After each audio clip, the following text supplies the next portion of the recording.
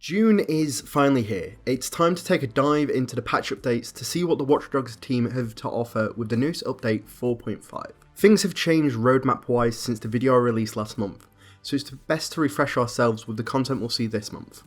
Update 4.5 offers a handful of things to see and do. It kicks off Tactical Ops 2, titled Project Omni. It's a game mode I really got into once it was fixed and playable. Taking the time to play the new Tactical Ops, it comes with its own challenges. You certainly need strong communication to achieve the required tasks. I'll be releasing my playthrough of the missions over the coming weeks and give my final review of the missions at a later date. This update also brings performance mode, allowing consoles to play at their best quality, namely 60 FPS on new gen consoles. Likewise for consoles, we now have cross-gen, meaning if you're lucky enough to actually get hold of a new current gen Xbox and your friends are still on the last gen, you can get the team together. Likewise, PS4 and PS5 players can play together to take back London. We also have the addition of a new reward track. This season's rewards offer some great cosmetics, including cool skins to Watch Dogs credits to a panda outfit, all the way to the top rank, 80. I look forward to grinding up the ranks of the reward track, mostly just so I can hop on a drone while dressed as a panda. Who says pandas can't fly?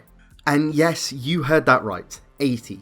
Last season we had 50 ranks to progress through, and at times it felt too easy. I climbed the ladder in a few weeks and sat there thinking, what now? This has been boosted up to 80, which while offering a slow progression should give us a lot more stuff to do. We also see the return of an old friend, Helen. Helen Dashwood was one of the first characters we saw in the Watch Dogs world, and she made a lasting impression with the community. Following an official cosplay guide and running jokes about Helen, it was clear that the Watch Dogs team wanted to bring her into the game. And with this update, we see her thrown into the hands of fans, bringing her along for the journey in our own game. The last thing we see is the reveal of a question mark box. While Watch Dogs on Twitter didn't give much away about this, it was a surprise to see the announcement of Legion of the Dead.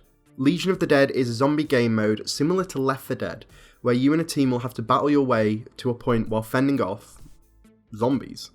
From my initial play of this, the new game mode, I found I really enjoyed it. The dev post mentioned sticking together, and there were a few times I didn't, and the results really showed. It'll certainly be exciting to play more Legion of the Dead with friends in the coming weeks.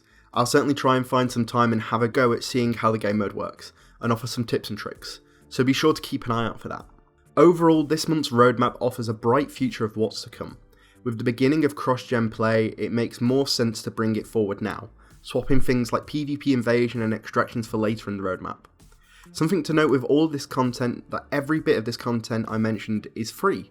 In the post-release content trailer, the dev team focused on the free side of the game, making it inclusive to all players rather than locking new exciting content behind the season pass. I'll be making larger videos focusing on everything later this month, but for now, I thought this might be a cool little overview of what's to come for June. I'd love to know what you think of the roadmap, so comment down below what you think and what you're most excited to try out. If you like this video, make sure to like and subscribe to follow me going through this month's content. Thank you, good night.